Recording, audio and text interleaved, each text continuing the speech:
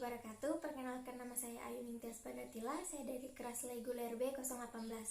Baik, langsung saja saya akan memaparkan mengenai pengukuran antropometri dan survei makanan dengan metode Food Recall 24 jam dan Semi FFQ atau Food Frequency Questionnaire. Untuk pertama, pengukuran antropometri, di mana secara umum antropometri artinya ukuran tubuh manusia. Ditinjau dari status pandang gizi, maka antropometri gizi adalah berhubungan dengan berbagai macam pengukuran dimensi tubuh dan komposisi tubuh dan berbagai tingkat umur dan tingkat gizi. Antropometri secara umum digunakan untuk melihat ketidakseimbangan asupan protein dan energi. Ketidakseimbangan ini terlihat pada pola pertumbuhan fisik dan proporsi jaringan tubuh seperti lemak, otot, dan jumlah air dalam tubuh. Baik, pengukuran yang saya lakukan yaitu pengukuran berat badan dan pengukuran tinggi badan, di mana pengukuran berat badan ini menggunakan alat timbangan dan alat untuk pengukuran tinggi badan yaitu Microtoys. Berikut cara pengukurannya. Pertama-tama, siapkan alat timbangan dan pastikan timbangan tersebut berfungsi dengan baik. Setelah itu, pastikan berada di angka 0. Selanjutnya, responden naik ke atas timbangan dengan posisi tegap dan lurus ke depan. Selanjutnya, lihat hasil yang tertera. Untuk pengukuran tinggi badan, pasang Microtoys setinggi 200 cm atau 2 meter.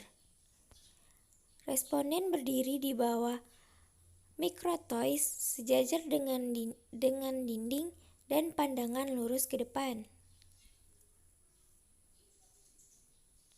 Selanjutnya, tarik tuas Microtoys hingga menyentuh permukaan kepala responden. Selanjutnya, lihat hasil yang ada.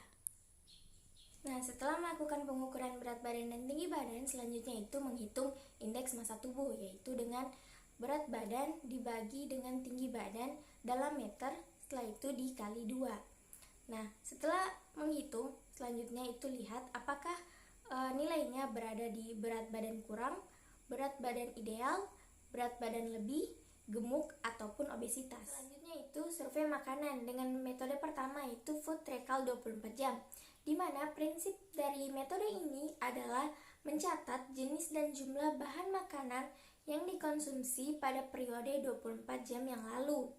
Tujuan dari wawancara ini adalah untuk mendapatkan informasi yang rinci tentang semua makanan dan minuman yang dikonsumsi dalam 24 jam sebelum wawancara.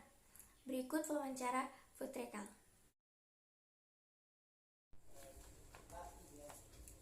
Namanya siapa? Suwardi. Umurnya? 52 tahun. Oke. Ini pada saat sahur kita makan apa? Nasi putih. Nasi putih berapa sendok? 1 sendok. 1 sendok nasi biasa ya? Iya. Habis itu? Lauk ayam goreng. Lauknya ayam goreng. Berapa potong itu? 1 potong. 1 potong. Terus kita makan lagi? Ada sayur. Sayur apa? Sayur bayam. Itu berapa sendok? 1 sendok. 1 sendok sayur biasa ya? Iya. Itu ini untuk yang hari kedua ya. Itu pada saat sahur pagi apa yang kita konsumsi lagi? Subuh. Iya. Nasi putih. Nasi putih berapa sendok? 2 sendok. 2 sendok. Setelah itu Ikan masak. ikan masak berapa potong? 1. 1 potong. Setelah itu ada lagi Sayur kangkung. Sayur kangkung berapa sendok? 2 sendok makan. Bisa makan. Ada selingannya. Setelah melakukan wawancara, setelah itu masukkan hasil dari wawancara tersebut ke dalam aplikasi NutriSurvey untuk melihat energi, protein, lemak, dan karbohidrat. Totalkan dari hari pertama dan hari kedua. Setelah itu bandingkan. Jadi total energi dibagi dengan 2, total protein dibagi dengan 4, total lemak dibagi dengan 9, dan total karbohidrat dibagi dengan 4. Setelahnya, bandingkan lagi dengan angka kecukupan gizi menurut Peraturan Menteri Kesehatan Nomor 28 Tahun 2019 sesuai dengan kelompok umur dari responden. Apakah responden tersebut mencukupi angka kecukupan gizi ataupun kurang gizi? Metode yang kedua yaitu Semi-FFQ atau Food Frequency Questionnaire, yang merupakan sebuah kuesioner yang memberikan gambaran konsumsi energi dan zat gizi lainnya dalam bentuk frekuensi konsumsi seseorang. Frekuensi tersebut antara lain harian, mingguan, bulanan, dan tahunan, yang kemudian dikonversikan menjadi konsumsi per hari. Food Frequency Questionnaire ini memberikan gambaran pola atau kebiasaan makan individu terhadap zat gizi. Tujuannya untuk menilai frekuensi pangan atau kelompok pangan yang dikonsumsi pada selang waktu tertentu. Berikut wawancara Semi-FFQ. Kalau namanya siapa? Suardi. Seberapa sering Bapak mengonsumsi nasi? 2 kali.